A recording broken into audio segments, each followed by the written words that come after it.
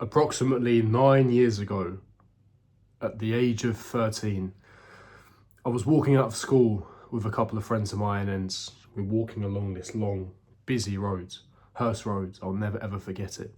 And a mate of mine was showing a video on his phone, and Instagram was brand new back at the time. So there wasn't anything called Instagram Reels, there wasn't any stories, it was just posts, right? But you did get some videos pop up. If you went on the Explore page, there was a plethora, I'm talking a plethora of videos. And even back then, things like pornography wasn't regulated. So you could see the absolute filth on Instagram. And since then, to be fair, it's been bought out by Facebook, and obviously it's got a bit better, but it's still pretty much soft corn with what you can view on Instagram. But I digress. We're walking down the road, and he shows me this video, and it was a good looking woman giving oral to another guy. Now, to me, at the time, at that age, I didn't have sexual education. I barely knew what oral sex was. And so this blew my mind. But when I first watched this, and I'll get into the story in a minute, when I first watched this, I was grossed out.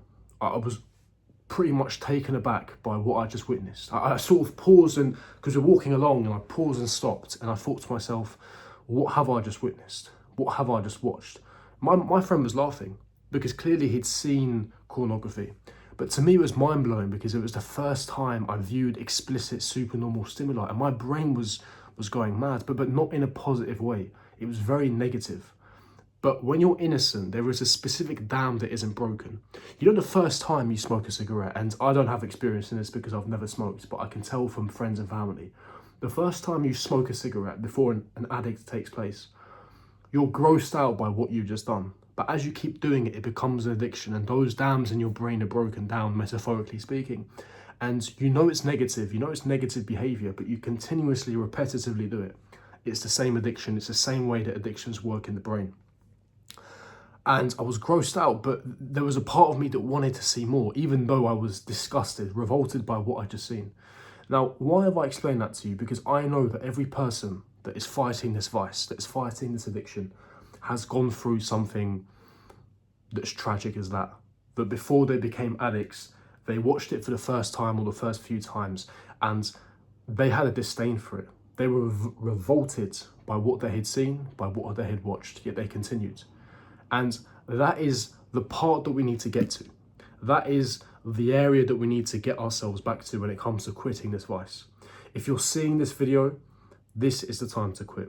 I know it's ironic that I'm recording this in the third week of November, when it's obviously not November, but you don't see this as a challenge. This is a lifestyle. You need to get back to a stage where when you see filth and explicit content, that needs to disgust you. That needs to horrify you, because that's not natural. It's not normal. It's the main reason why you're in the mess you are today when it comes to anxiety, depression, being on edge, distractions, not being able to be focused at certain tasks and specific activities. This is the reason. Your brain is fried, my friends.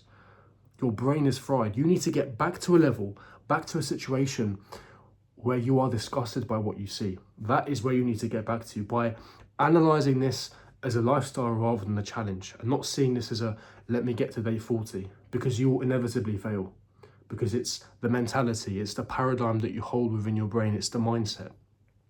So the first step is you need to be grossed out by what you see. It needs to disgust you so much that you feel sick when you watch it. And of course, post-nut clarity kicks in, but it's not enough. Then you need to embody the person that you want to become.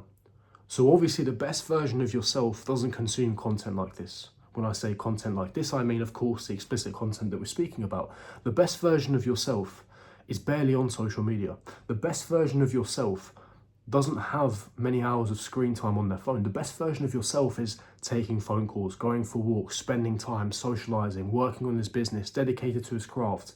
He's always continuously learning on a daily basis. Think about the traits and characteristics that your best person, that the best version of yourself has. But I can guarantee and assure you one thing, because it will always vary, but I can guarantee and assure you this: he will not be watching pornography. So you need to embody the person that you want to become. You've all heard the quote, fake it till you make it. There's an element of that. There is an element of that. Because when you practice and when you preach something, when you tell yourself something on a repetitive basis, that sinks into your subconscious mind. And then as time progresses, if you are continuous and if you are repetitive and consistent, you'll end up embodying, you'll end up becoming the person that you continuously tell yourself. Jordan Peterson said famously, and I will be paraphrasing, that it's frightening that not only what you tell yourself on a regular basis that you start to believe in, but you end up becoming that person. That is what psychologists have said. That is an actual scientific fact. That's not wishy-washy spiritual nonsense. You can open up Google and find it. There's quotes around this. Not only what you repeatedly say that you believe in, but you actually become that person. You actually become what you've been telling yourself. So if you tell yourself that you're able to achieve a certain thing, that you're capable, that you can make 100 grand a year as an example, but you tell yourself that on a continuous basis, irrespective of how much you're earning now, we don't know the time frame, we don't know the timeline, but you will end up, the subconscious mind and the conscious mind will close that gap, and you'll end up becoming the man that is able and capable of achieving £100,000 per year. The time frame is unknown, but guarantee one thing: if you're consistent, that will end up happening. The gap will close because opportunities will appear. You'll end up scanning for opportunities because your subconscious mind that is scanning these things. So first is being grossed out by the content that you're consuming, by the person that you're becoming, and then you embody the person that you want to become. And understand and ascertain that this, my friends, is not a challenge. This is a lifestyle. This, you have to sink this into your mind. You have to sink this into your mind. A professor famously once said that when it comes to forming an identity, let's take cigarettes for example, because it's the most basic addiction that's very well known, that a lot of people struggle with and a lot of people have accomplished and overcome. With cigarettes, for example, if someone offers you a cigarette and you've not been smoking for 2 weeks, the worst possible response to give them is, no, my friends, I'm trying to quit. It's the worst possible response. Why is it the worst possible response? Because what you're insinuating, what you're informing the gentleman is that you are trying, that you haven't. The problem there, you see, is you haven't changed the identity. The identity remains the same. You are trying to. Therefore, what you are saying is, I'm not there yet. I'm susceptible to failure. I'm going to be there very soon. That's not the message that you want to be sending out. Instead, you say, no, my friends, thank you for the offer, but I don't smoke anymore. That is not who I am anymore.